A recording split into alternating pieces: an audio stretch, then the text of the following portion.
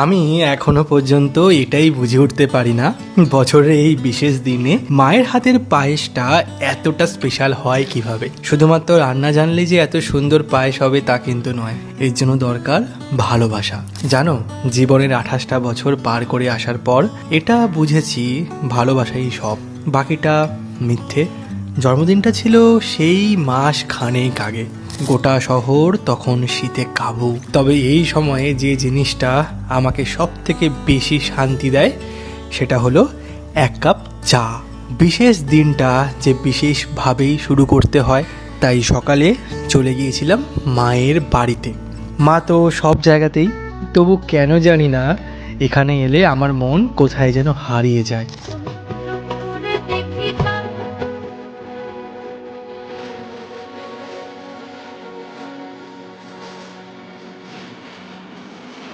যতই স্পেশাল হোক, আমি কর্তব্যকে ফাঁকি দিই কিভাবে।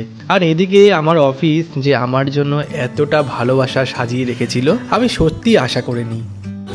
আচ্ছা, প্রতিদিন সবার বার্থডের জন্য আমি ভিডিও করি, আজকে আমারই জন্মদিন, আর তার জন্য পুরো অ্যাডমিন সেকশন একটা আয়োজন করেছে। অবশ্য আশা করাটা তো আমি বহু বছর আগেই ছেড়ে দিয়েছিলাম।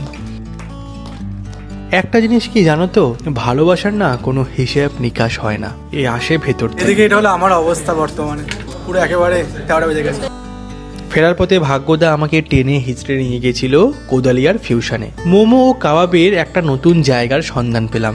এত সুন্দর ও অথেন্টিক মোমো আমি খুব কম জায়গায় দেখেছি, তার সাথে জেঠুর অমায়িক ও আন্তরিক ব্যবহার যেন মোমোর স্বাদকে আরো দ্বিগুণ করে দিয়েছে। মানুষের আসল পরিচয় তার ব্যবহারে, তার ভালোবাসায়, বাকি সব যে গৌণ।